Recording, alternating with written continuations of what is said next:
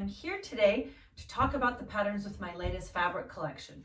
The fabric is called Summer's End, and there will be a different video really showcasing all of the prints in that. But today I wanted to do a quick trunk show of the brand new patterns that are coming with it. Summer's End will be in stores May 2026, and the patterns will be done soon here, so you have plenty of time to plan out all of these fantastic projects. So first up is Spiky Rose. Let me see if I can bring that up a little bit higher for you guys to see. It uses a lot of the prints from the collection, and as you can see, it has two different blocks. Well, it's the same block set in a slightly different way. So one block goes up higher, and then the stem doesn't end all the way in the bottom, and the other one, the stem goes to the very bottom of the block. And so what that does when you look at it is it kind of gives the quilt movement as if the flowers are growing. The other thing you might notice is that half of the blocks are on a cream background, and those are all scrappy, small, tiny prints from the collection, and the other half of the blocks are done on it's a cream flower on a color background. And so what it does is it gives the quilt a lot of movement. Each block you can kind of pick your own little mini quilt combo with the petals, the center of the flower, the scrappy leaves, the stem, and the background. And so it's really fun to piece because each one is its own little masterpiece. And so that's the quilt there. And this was quilted by Marion Bott, and I will look up more info on the quilt designs and put that into the description because I can never remember the names of all of the quilt patterns, the pantos. So that goes there. If you guys might notice, I'm wearing one of the prints, but more on that later. Okay, so this is called Cameos, and in the pattern I show it in two different ways. I show it with this light taupe version and then also with a green background. And so you can really choose any color background for it. This is, believe it or not, a charm pack pattern. So there's a bigger version than this one that you can do with more of the charm packs, but you basically use the charm packs for all of the flowers and the leaves. You add a few greens to kind of make up the difference. And then you basically just pick two fabrics, something for the backgrounds of the blocks and something for the full quilt background. And so as you can see, gosh, you could make this in so many different ways. I kind of visualize it with this gold yellow eyelet that comes in this collection now as the background. Like I said, we're working on another one with a green background. I feel like you could do this in autumnal colors and do a completely different look. So it's all it needs is one charm pack. It's a great pre-cut pattern to do with pretty much any charm pack that you have. And the block that creates this kind of little medallion around the flower was so much fun to piece. So this one is called Cameos. And this is custom quilted by Diana Johnson. I don't know if you can see, if you scroll, if you pinch in, if you can see the beautiful quilting on that one. I'll do some close-ups of these, I think, maybe later so you guys can really see that. Then next up, actually I'll show you the main one of this first, and then the baby. This is the kind of the star of the show. Her name is Gertrude, and this is the goose pattern. It's a 9-block quilt, and as you can see, each block is its own little garden with a goose and then a tulip hanging out over her head. And this block originated originally in one of my block of the months, and it was so popular, so many people requested it that I couldn't not make it up in this new collection. So it's a great 9-block quilt pattern for you. All pieced, yes, all sew and flip piece, no specialties, no specialty rulers or anything like that. Knocked over a quilt.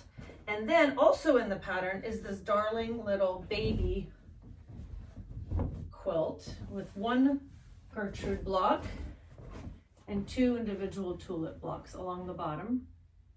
And then just a super simple patchwork of a lot of all the creams in the collection. So you can, I mean, you could change up the colors to make it more specifically boy or girl, or kind of keep it neutral with greens and yellows for anyone. So this is just, it's a great way to, you know, make it just a few of the blocks, and this would make such a wonderful addition to a nursery or a shower gift.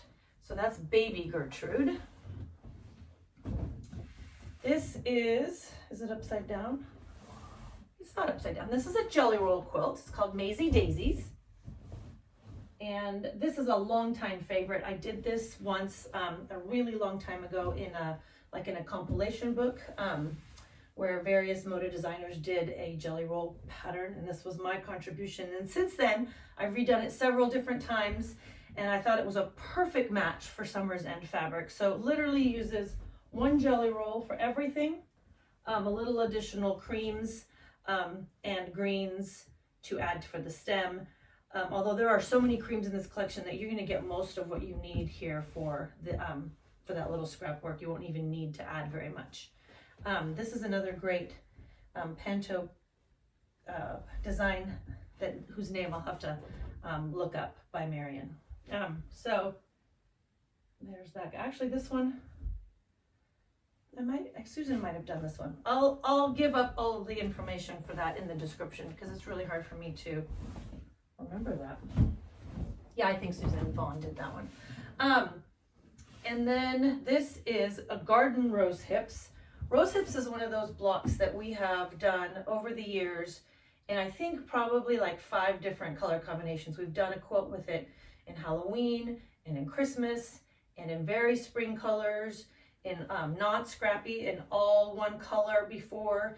So it was time to bring it back again. It's one of my all-time favorite fig tree blocks. It's called Rose Hips originally, and this one's called Garden Rose Hips.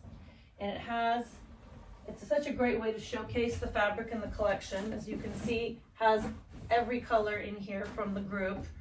And the block itself I think there's, what is it? 1, 2, 3, 4. So it's a 16.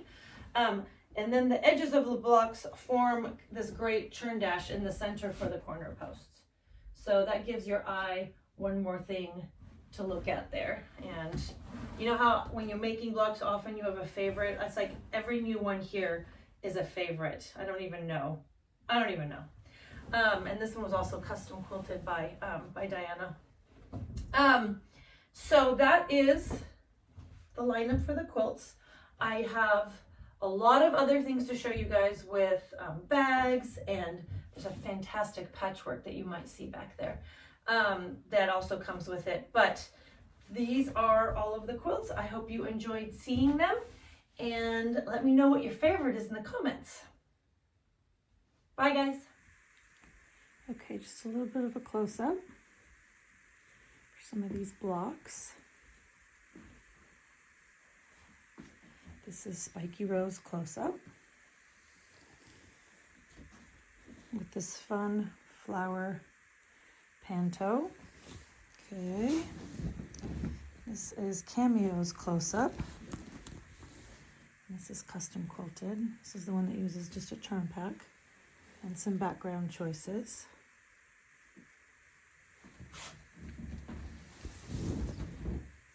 This is baby Gertrude with the tulip and the goose and the tulip, and then just a sweet patchwork. And this is a panto, might be called sand dollar, or I just call it sand dollar. This is the main Gertrude, the same quilt pattern. And I promise I will look up all these names. This is great text print in this collection.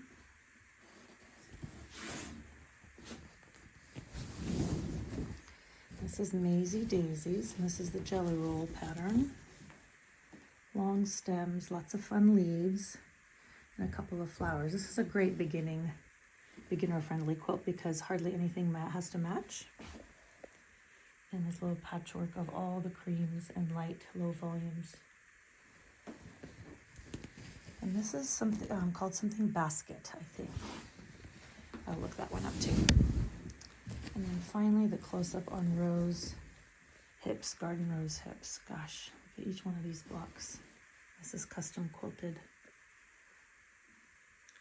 So that's a little bit of a close-up on all of the patterns. Hope that answers some of the questions I've gotten.